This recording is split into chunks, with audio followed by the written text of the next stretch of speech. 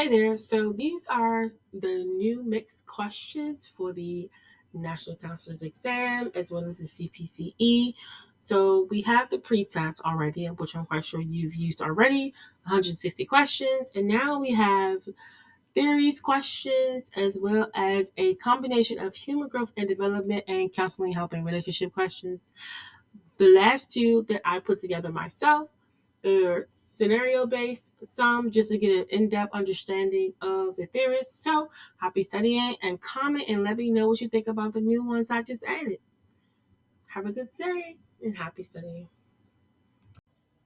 So these are the codes. What you're going to be doing is you're going to take these codes for each of the subjects, put them into the quiz app that you can upload to your phone as an app, or you can do them on the computer. You can also take a break and come back to them, which is awesome because you can take a break if you need to.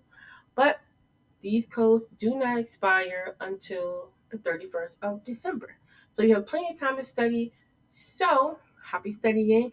And please reach out and let me know if you have any questions or even if you need a tutor or you want a free 45-minute consultation.